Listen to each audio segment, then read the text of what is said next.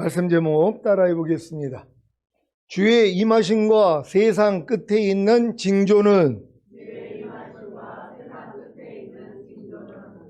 지난 한 주간 마라나타의 신앙을 가지고 잘 사셨습니까? 그렇다면 여러분은 이미 거듭남과 성령 세례와 성령 충만을 얻어 전인 구원을 받은 후에 그가 내 안에 내가 그 안에 거하면 사람이 열매를 많이 맺나니가 이루어진 것입니다. 즉 내주합일의 구원이 이루어진 것입니다. 그래서 여러분이 하나님 나라에 열매 맺는 자들이 되었기 때문에 휴거된 후에 주님과 함께 이 땅에 내려와 1000년 동안 왕 노릇하는 것입니다. 이것이 바로 이 말씀의 성취입니다. 마태복음 21장 43절입니다. 다 같이 읽습니다. 시작. 그러므로 내가 너희에게 이르노니 하나님의 나라를 너희는 빼앗기고 그 나라에 열매 맺는 백성이 받으리라. 아멘. 여러분이 휴거된 후에 이 땅에 내려와 그 나라에 열매 맺는 백성이 받는 천년왕국에서 1000년 동안 왕 노릇하기 위해서는 반드시 하나님 나라의 열매를 맺어야 가능합니다. 하나님 나라의 열매를 맺는 것이 무엇이라고 했습니까? 거듭남과 성령 세례와 성령 충만을 얻어 전인 구원을 받은 후에 그가 내 안에 내가 그 안에 거하면 사람이 열매를 많이 맺나니가 이루어진 것입니다. 즉 내주합일의 구원이 이루어진 것입니다.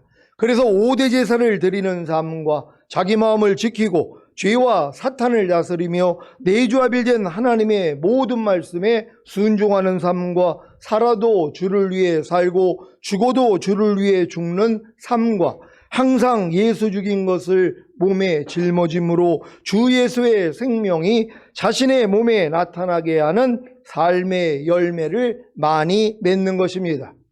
구원받은 신자들이 하나님 나라의 열매를 맺는 삶을 산다는 것은 주님의 임하심과 세상 끝에 무슨 징조가 있는지를 알기 전까지는 매우 어렵습니다. 그래서 14년 전에 주님이 제게 오셔서 내가 지금 오면 넌 나하고는 아무런 상관이 없느니라는 충격적인 말씀으로 저를 깨우시고 주님의 임하심과 세상 끝에 무슨 징조가 있는지를 알게 하신 것입니다. 그 결과가 바로 14년이 지난 지금에서야 매일 매순간 하나님 나라의 열매를 맺는 삶을 사는 것입니다. 이제 왜 주님이 십자가에 달려 죽으시기 전에 마태복음 23장에서 이 말씀을 하신 후에 장차 일어날 일에 대해 말씀하셨는지 이해가 되실 것입니다. 마태복음 23장 37절로 39절을 공동번역으로 읽겠습니다. 제가 먼저 읽습니다.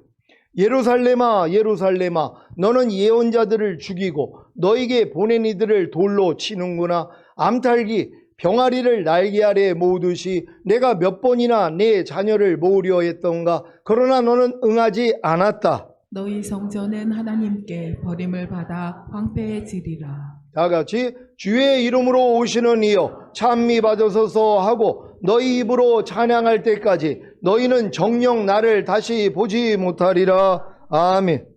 너희의 성전은 하나님께 버림을 받아 황폐해지리라는 주님의 말씀을 들은 제자들이 성전 건물들을 가리켜 보이려고 나오는 것이 마태복음 24장의 시작입니다. 마태복음 24장 1절 2절을 공동번역으로 읽겠습니다. 제가 먼저 읽습니다. 예수께서 성전을 나와 얼마쯤 걸어가셨을 때 제자들이 곁으로 다가와서 성전 건물들을 가리키며 보시라고 하였다. 그러자 예수께서는 저 모든 건물을 잘 보아두어라. 나는 분명히 말한다. 저 돌들이 어느 하나도 제자리에 그대로 얹혀 있지 못하고 다 무너지고 말 것이다 하고 말씀하셨다. 아멘. 예수님 당시에 있던 헤롯 성전은 BC 19년경에 건축되기 시작하여 10년 만에 그 기초 골격은 완성되었지만 그것이 최종 완공된 것은 AD 63년경이었습니다. 따라서 예수님 당시에는 헤롯 성전이 아직 미완성인 상태에 있었습니다. 그럼에도 불구하고 헤롯 성전은 당시 이스라엘의 종교 생활의 구심점이었을 뿐만 아니라 예수님 공생의 사역의 주요 배경이기도 했습니다. 이렇게 크고 웅장했던 헤롯 성전에 대해 주님이 저 모든 건물을 잘 보아두어라. 나는 분명히 말한다. 저 돌들이 어느 하나도 제자리에 그대로 얹혀 있지 못하고 다 무너지고 말 것이다 라고 말씀하신 것입니다. 이 말씀은 AD 70년 로마 황제 베스파시안의 아들 디도 장군에 의해 이루어졌습니다. 그러니까 결국 헤롯 성전은 완공된 형태로는 불과 7년밖에 존립하지 않은 셈입니다. 한편 디도 장군의 헤롯 성전 파괴 당시 로마 군병들 사이에 헤롯이 이 성전을 건축할 때 성전의 돌과 돌 사이에 막대한 양의 금과 은을 넣어두었다는 확인되지 않은 소문이 나돌게 되었습니다. 이 때문에 로마 병사들은 그 금과 은을 찾아내기 위해 성전의 돌 하나하나를 다 패쳤는데 이로써 결국 돌 하나도 돌 위에 남지 않고 다 무너뜨려지리라는 예수님의 예언이 문자 그대로 성취된 것입니다. 누가복음 21장 5절 6절입니다. 제가 먼저 읽습니다. 어떤 사람들이 성전을 가리켜 그 미석과 헌물로 꾸민 것을 말하며 예수께서 가라사대 너희 보는 이것들이 날이 이르면 돌 하나도 돌 위에 남지 않고 다 무너뜨리우리라. 아멘. 이런 일이 일어나기 전에 실제적으로 이 말씀도 이루어졌습니다. 마태복음 24장 15절로 19절입니다. 제가 먼저 읽습니다. 그러므로 너희가 선지자 다니엘의 말한 바 멸망에 가져간 것이 거룩한 곳에 선 것을 보거든 읽는 자는 깨달을진저 그때 유대에 있는 자들은 산으로 도망할지어다. 지붕 위에 있는 자는 집 안에 있는 물건을 가질러 내려가지 말며 밭에 있는 자는 겉옷을 가질러 뒤로 돌이키지 말지어다. 다 같이 그날에는 아이 벤 자들과 젖 먹이는 자에게 화가 있으리로다. 아멘. 헤롯 성전이 돌 하나도 돌 위에 남지 않고 다 무너지기 전에 무슨 일이 있었는지 아십니까? 선지자 다니엘의 말한 바 멸망에 가증한 것이 거룩한 곳에 선 것을 보았습니다. 이 본문의 사건에 대한 가장 일반적인 견해로는 로마가 예루살렘을 포위한 AD 66년 그리고 완전히 멸망시킨 AD 70년에 로마의 디도 장군이 성전을 점거하고 독수리 문양이 그려진 로마 황제의 깃발을 성전에 꽂은 사건이라고 봅니다. 스스로 신이라 부르는 로마 황제의 깃발은 하나님 보시기에 가증한 것이며 유대인들에게도 가증한 것으로서 성전에 꽂히면 안 되는 것이었습니다. 특히 병행구절인 누가복음 21장 20절에서 24절에 예루살렘이 군대에게 에워싸이는 것을 보거든이라는 군사작전에 대한 기록이 나오는 것은 이 견해보다 더 큰 설득력을 갖게 합니다. 누가복음 21장 20절로 24절입니다. 제가 먼저 읽습니다. 너희가 예루살렘이 군대들에게 에워싸이는 것을 보거든 그 멸망이 가까운 줄을 알라. 그때 유대에 있는 자들은 산으로 도망할지며 성내에 있는 자들은 나갈지며 촌에 있는 자들은 그리로 들어가지 말지어다. 이 날들은 기록된 모든 것을 이루는 형벌의 날이니라. 그날에는 아이 벤 자들과 젖 먹이는 자들에게 화가 있으리니 이는 땅에 큰 환난과 이 백성에게 진노가 있겠음이로라. 다 같이 저희가 칼날에 죽임을 당하며 모든 이방에 사로잡혀 가겠고 예루살렘은 이방인의 때가 차기까지 이방인들에게 밟히리라. 아멘. 이렇게 주님이 하신 경고를 이미 들은 이들은 멸망에 가증한 것이 거룩한 곳에 선 것을 보고 예루살렘이 군대들에게 에워싸이는 것을 보았을 때 그 멸망이 가까운 줄을 알았기에 산으로 도망하고 성내에서 나가고 촌에 있는 자들도 도망하여 목숨을 구한 것입니다. 예루살렘이 군대들에게 에워싸이는 것을 본 세대가 그때 유대에 있는 자들은 산으로 도망할지며 성내에 있는 자들은 나갈지며 촌에 있는 자들은 그리로 들어가지 말지어다라는 말씀을 경험한 사실을 아셨습니까?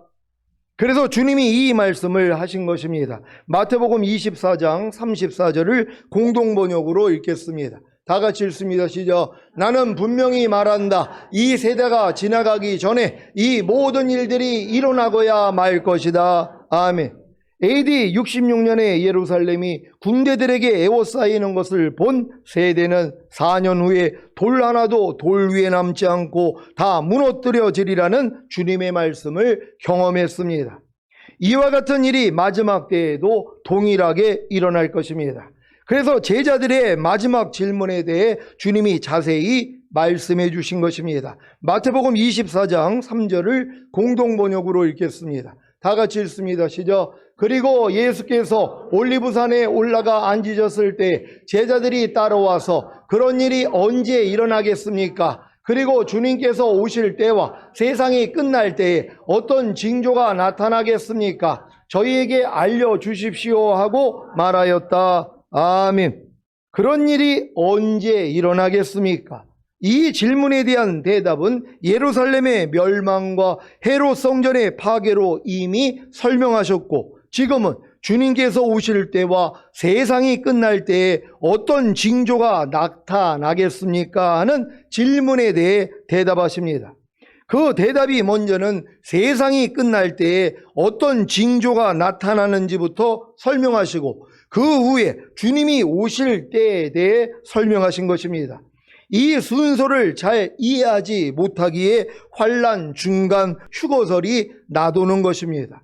그러니까 제자들이 주님께서 오실 때와 세상 끝날 때에 대해서 물어보신 것이란 말이에요. 그러니까 주님이 오실 때라는 건 공중으로 강림하실 때가 언제인지를 물어보신 것이고, 세상 끝날 때는 재림에 대해서, 이 땅으로 오시는 이 재림에 대해서 물어본 것이란 말이에요. 근데 이 질문을 들은 주님이 뭐부터 설명을 했냐면 세상 끝날에 이루어질 일부터 설명을 하신 것이란 말이에요. 근데 이걸 많은 사람들이 이 순서대로 물어봤으니까 예수님이 순서대로 대답을 한 줄로 알고 휴거되는, 공중으로 강림하시는 이 내용으로 전반부를 이해를 한단 말이에요. 그러니까 거반 많은 사람들이 뭐예요? 이거 봐, 환난을 어느 정도 통과해야지 주님이 오시는 것이야, 이렇게 알고 있다는 것이란 말이에요. 오늘 바로 알 수 있는 여러분 되시기를 바랍니다. 주님이 오실 때도 공중으로 강림하시는 것과 지상으로 재림하시는 것을 구별하여 설명하셨는데, 이것을 알지 못하기에 깨어있다고 하는 목사님들도 신자들의 환난 통과서를 주장하기도 합니다. 그래서 도피처를 마련하여 공동 생활을 하는 것입니다.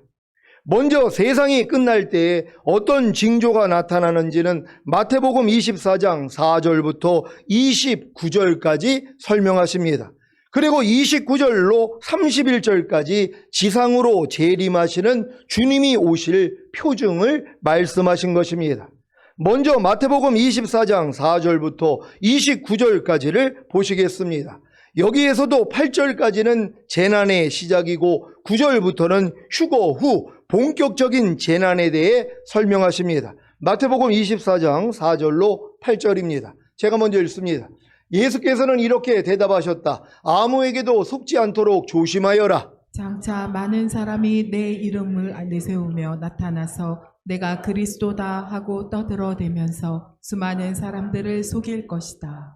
또 여러 번 난리가 일어나고 전쟁 소문도 듣게 될 것이다. 그러나 정신을 차리고 당황하지 말아라. 그런 일이 꼭 일어나고야 말 터이지만 그것으로 그치는 것은 아니다. 한 민족이 일어나 딴 민족을 치고 한 나라가 일어나 딴 나라를 칠 것이며 또 곳곳에서 기근과 지진이 일어날 터인데. 다 같이 이런 일들은 다만 고통의 시작일 뿐이다. 아멘. 세상이 끝날 때 어떤 징조가 나타납니까? 첫째, 거짓 그리스도와 거짓 선지자의 미혹이 있습니다.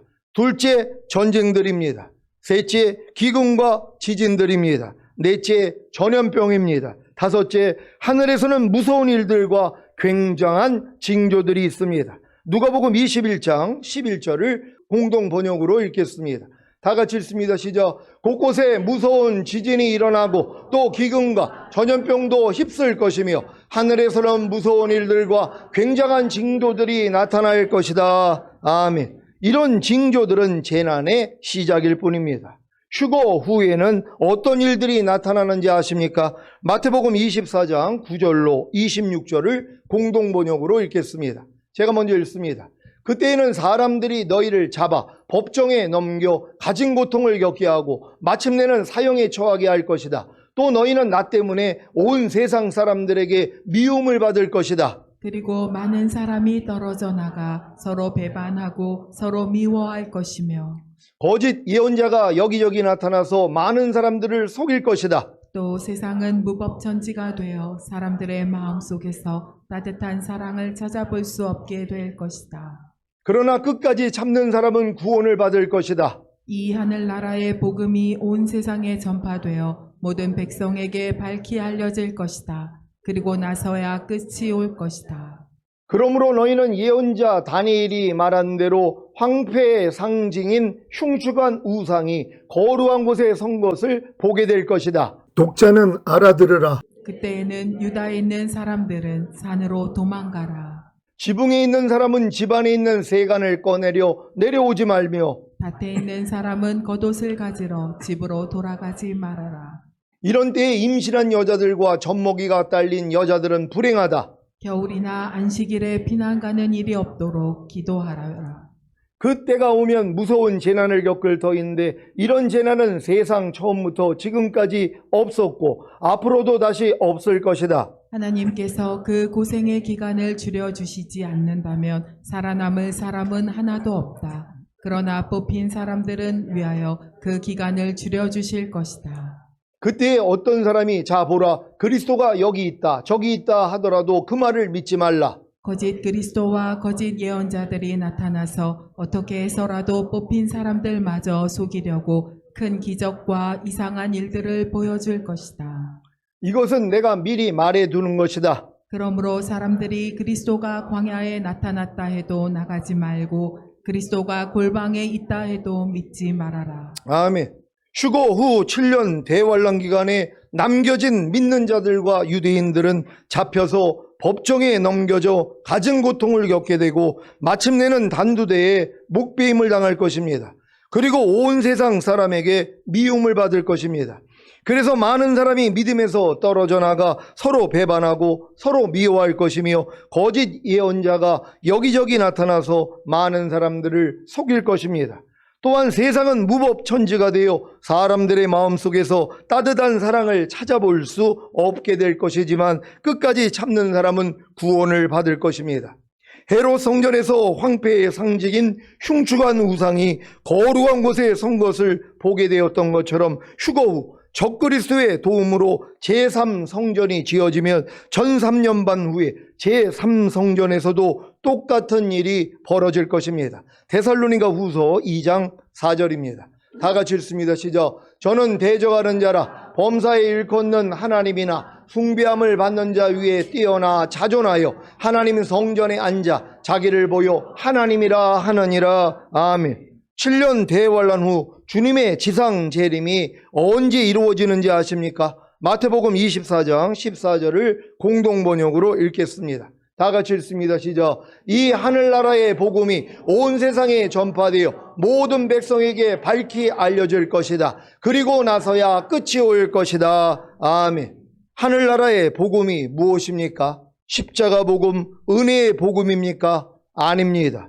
천국 복음이자 왕국 복음인 메시아이신 예수 그리스도께서 이 땅을 통치하시려고 오신다는 기쁜 소식입니다. 7년 대환란을 통과하고 있는 믿는 자들과 유대인들은 메시아이신 예수 그리스도께서 이 땅을 통치하시려고 오신다는 기쁜 소식인 하늘나라 복음을 온 세상에 전파하여 모든 백성에게 밝히 알릴 것입니다.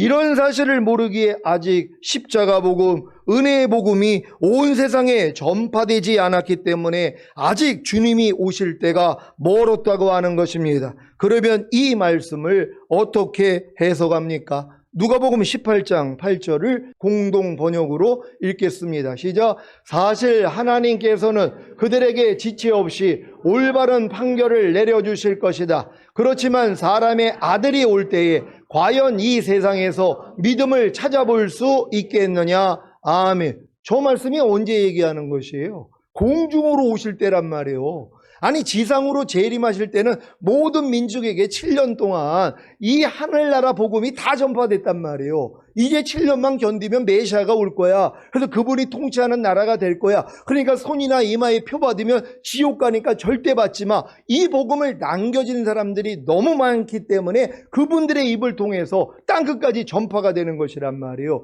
근데 주님이 공중으로 강림하실 때 이 세상에는 믿음이 없어요. 왜요? 아니 주님이 공중으로 강림하실 때 첫 열매로 휴거되는 사람들이 극소수란 말이에요. 왜요? 자격이 없기 때문이란 말이에요. 주님이 오실 때 첫 열매로 휴거되는 자격이 뭡니까? 평강의 하나님이 친히 너희로 온전히 거룩하게 하시고 주님 강림하실 때 너희의 온 영과 혼과 몸이 흠없게 보존되기를 원하노라. 주는 미쁘시니 그가 또한 이루시리라. 이게 조건이란 말이에요.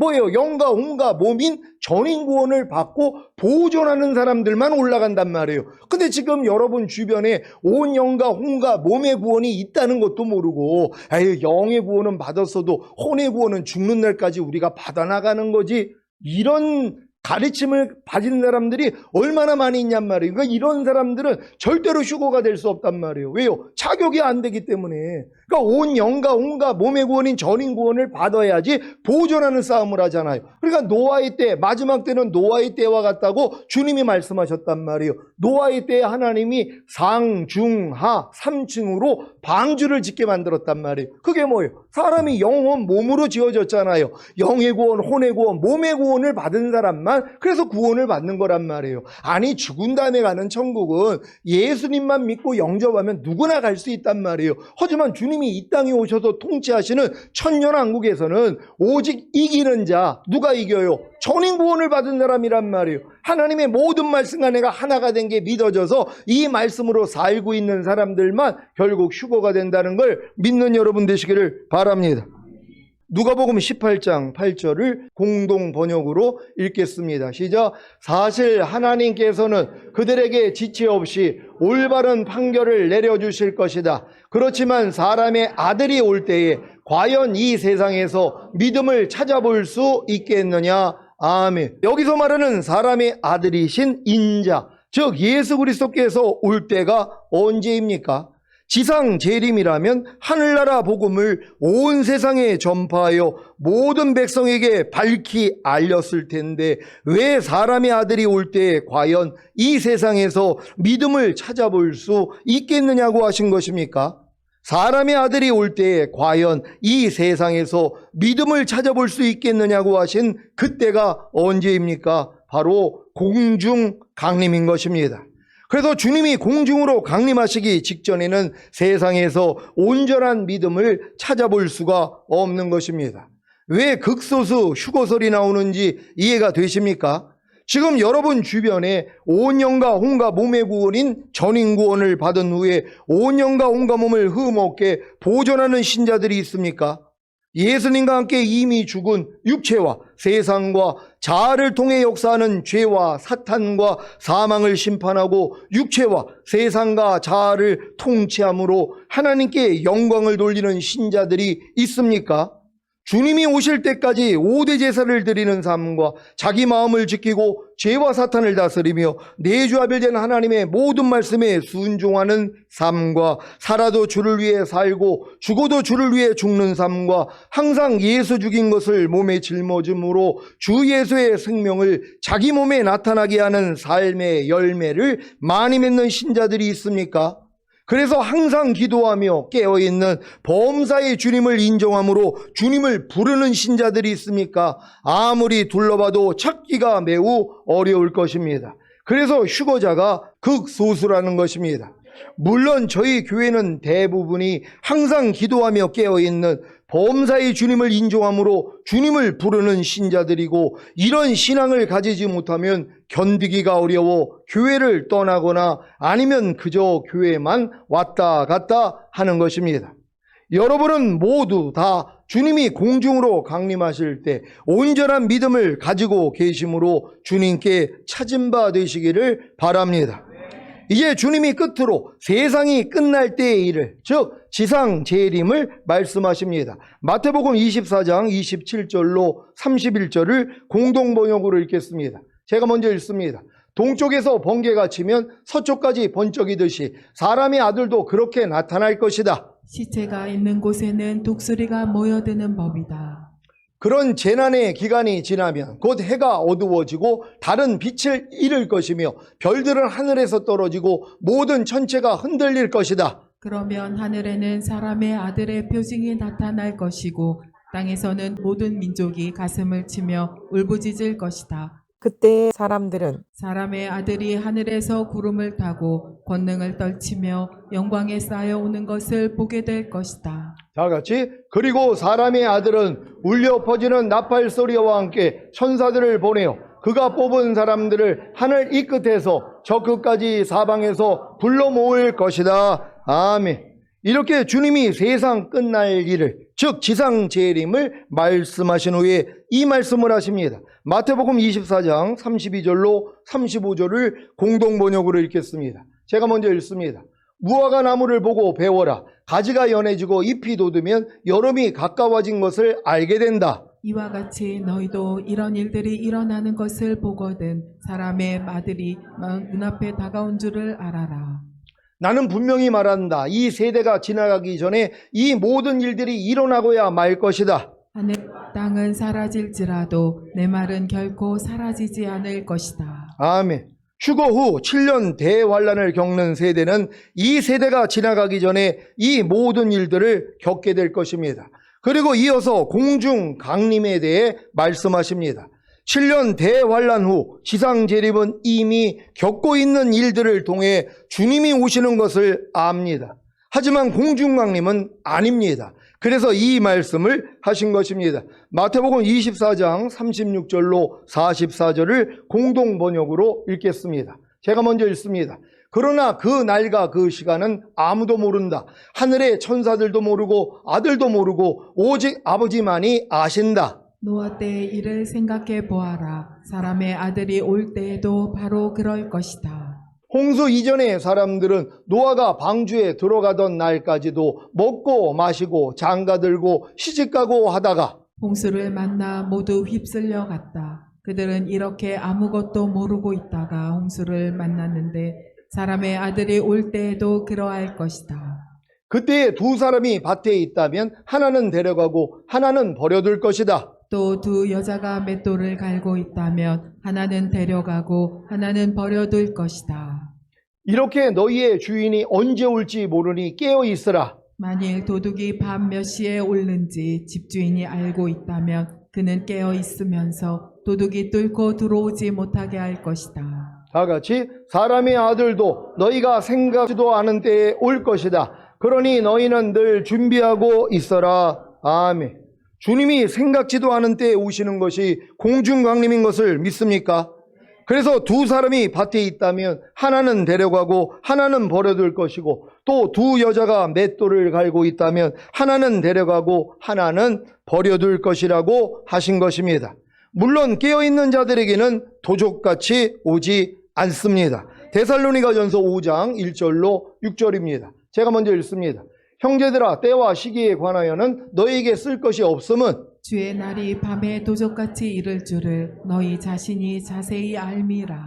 저희가 평안하다 안전하다 할 그때 잉태된 여자에게 해상 고통이 이른과 같이 멸망이 호련히 저에게 이르리니 결단코 피하지 못하리라. 형제들아 너희는 어두움에 있지 아니하매 그날이 도적같이 너희에게 임하지 못하리니 너희는 다 빛의 아들이요 낮의 아들이라. 우리가 밤이나 어두움에 속하지 아니하나니 그러므로 우리는 다른 이들과 같이 자지 말고 오직 깨어 근신할지라. 아멘. 지금이 평안하다 안전하다 할 그때인 것을 아십니까? 코로나가 잡혀지고 평안하다 안전하다고 하며 예전에 여유롭던 생활로 돌아가지 않았습니까? 이럴 때 주님이 오십니다. 그래서 늘 깨어 준비하고 있어야 하는 것입니다. 늘 깨어 준비하고 있지 않는 주의 종들에 대해 주님이 먼저 심판하십니다. 그래서 휴거되지 못하고 이 땅에 남겨질 것입니다. 아니 주님이 그 날가시를 모른다 그랬잖아요. 그러니까 뭐예요? 지금 오실 수도 있단 말이에요. 그러니까 항상 깨어 있는 거예요. 아니 날가시를 모르는데 근데 어떤 분이 제가 이렇게 날가시를 몰라서 나는 매일 준비합니다 그랬더니 아유 주님 100년 있다 온다는 거예요. 걱정할 거 없다는 거예요. 그래서 내가 목사님 2단입니다 그랬어요. 아니 주님은 날가시를 모른다는데 목사님은 지금 아는 거 아닙니까? 100년 있다 온다고요. 그러니까 지금 여유롭게 사는 것이란 말이에요. 아니에요. 우리는 지금 오실 수 있는 이 주님을 기다리는 것이란 말이에요. 그래서 항상 깨어 있어야 된다는 걸 믿는 여러분 되시기를 바랍니다. 그러니까 주님과 동행하는 삶을 살잖아요. 아니 누가 하나님의 말씀을 순종하기 위해서 자기 목숨을 버리는 사람이 얼마나 있냔 말이에요. 아니 염려하지 말라는 말씀을 순종하기 위해서 염려하는 자기 생각, 감정, 의지를 죽이는 사람들이 얼마나 있어요.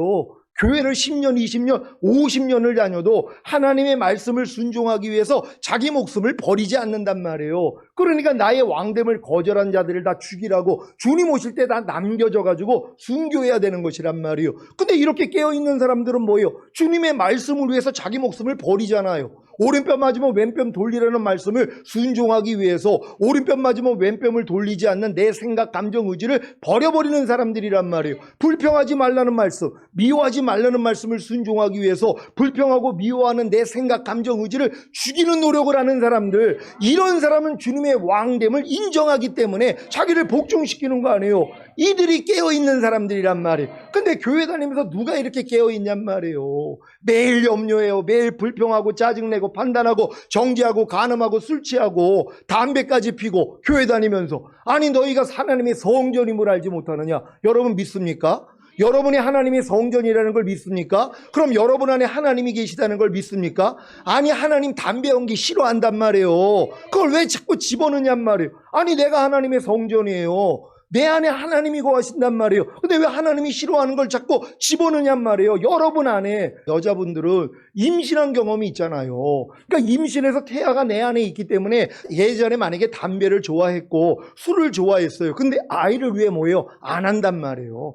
아이를 위해서라도 태아를 위해서라도 내가 좋아했던 담배를 끊고 또한 내가 좋아했던 술을 끊고 또 안 좋은 약들 이런 것들 몸이 좀 아파도 약 먹지 않는단 말이에요. 왜요? 태아한테 악영향을 끼칠 수 있으니까. 이런 경험을 하지 않았습니까? 그 태아를 위해서도 이런 삶을 살아본 분들이란 말이에요. 근데 그 태아보다 좋은 게 주님이 여러분 안에 와 계시다는 걸 믿습니까?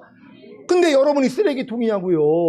쓰레기통에는 뭘 집어넣는 거예요? 쓰레기 집어넣는 거예요. 여러분은 쓰레기통이 아니잖아요. 그러니까 염려하는 쓰레기, 불평하는 쓰레기, 판단하는 쓰레기, 미워하는 쓰레기, 간음하고 술 취하는 쓰레기, 항상 기뻐하지 않는 쓰레기를 왜 여러분 안에 담느냔 말이에요. 여러분은 쓰레기통이 아닌데요. 여러분은 하나님의 성전이란 말이에요. 거룩한 것만 담아야죠. 주님이 기뻐하는 것만 담아야 되는 것이란 말이에요. 이 훈련을 받아야 되는 것이에요. 왜요? 주님 오시는 걸 알기 때문에요. 그러니까 여러분이 첫열매로 휴거되기 위해서는 반드시 이기는 자가 돼야 된다는 걸 믿는 여러분 되시기를 바랍니다.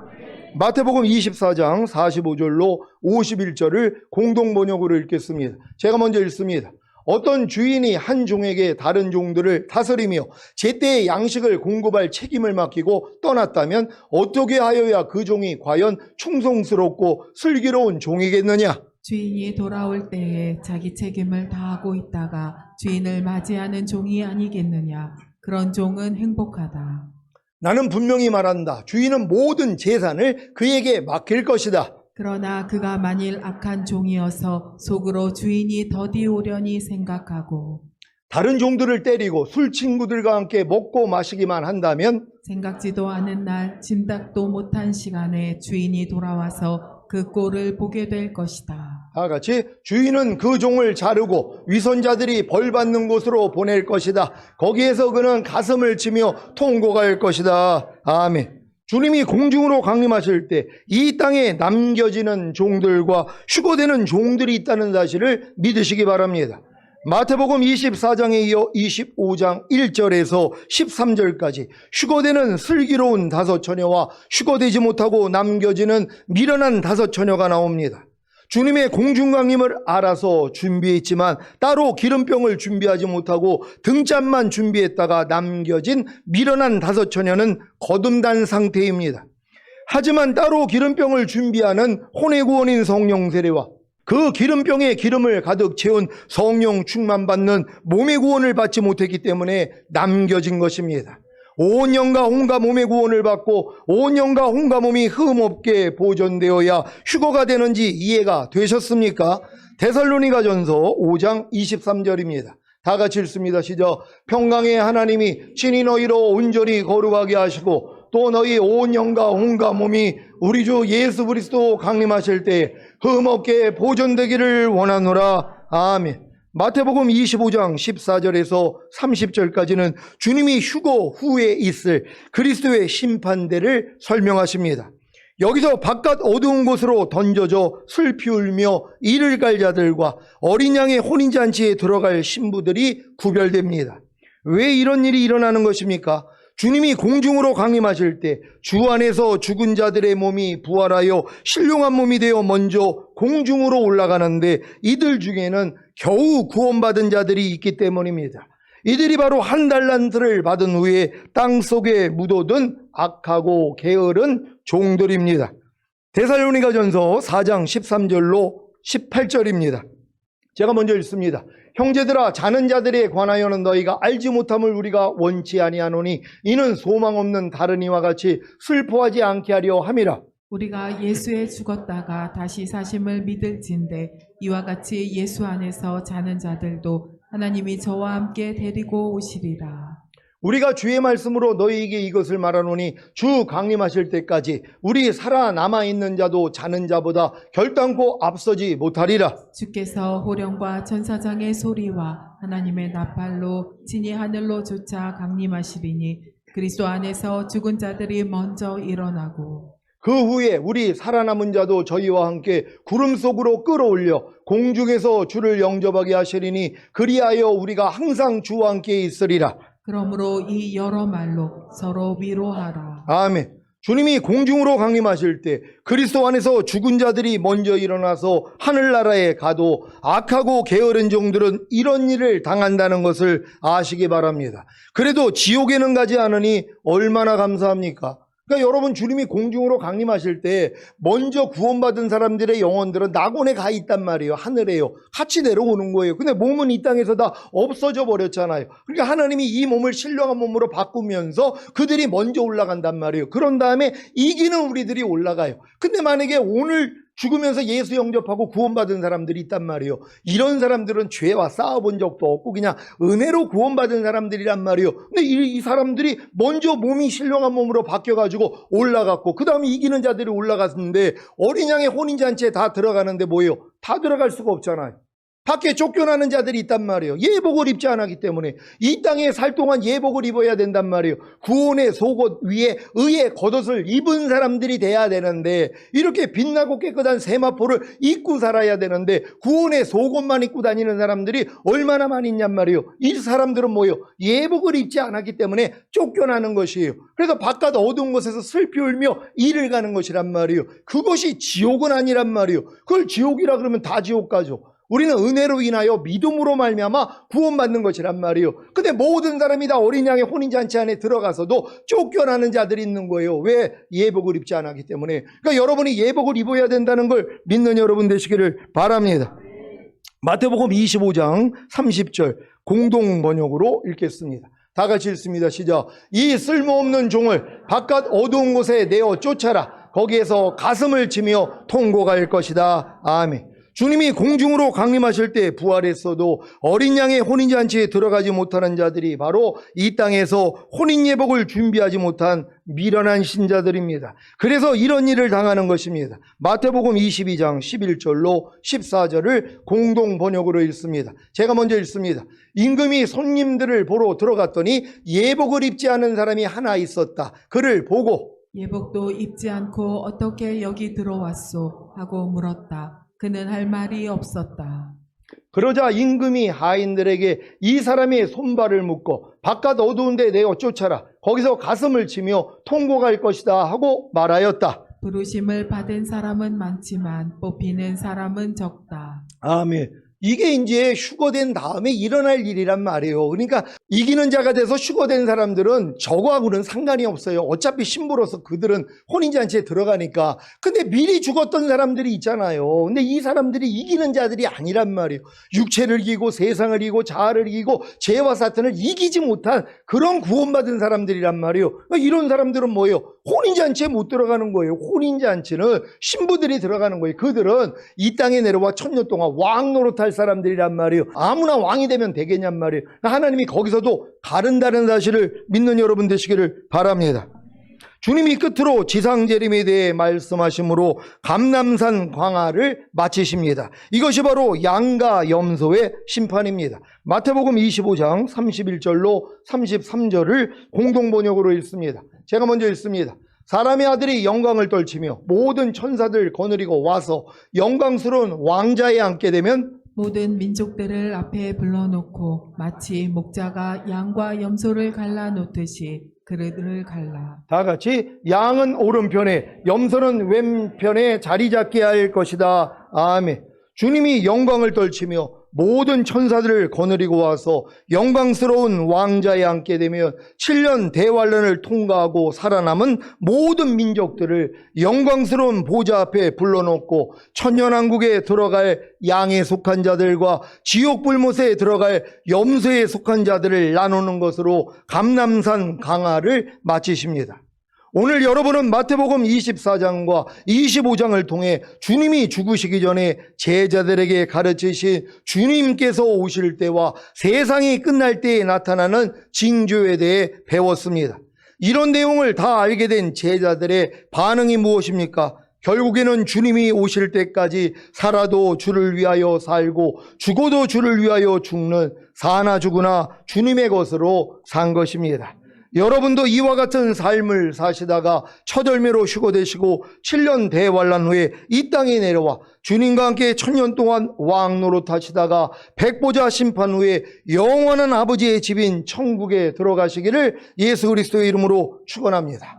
기도하겠습니다. 오늘 선포된 말씀을 통하여서 제자들에게 주님에게 물어본 주의 임하심과 세상 끝에는 어떤 징조가 있겠습니까? 이 세상 끝에 있을 징조부터 말씀하시고 그 후에 주의 임하심, 공중 강림에 대해서 설명하시고 그런 다음에 휴거된 후에 어린 양의 혼인잔치에 들어가는 것과 또한 그 주님과 함께 내려와서 양과 염소를 가른 다음에 양들만 데리고 천년왕국에 들어가는 걸 다 설명하시는 것이란 말이에요. 이 내용을 아는 사람들이 어떻게 주님을 위해 살지 않겠냔 말이에요.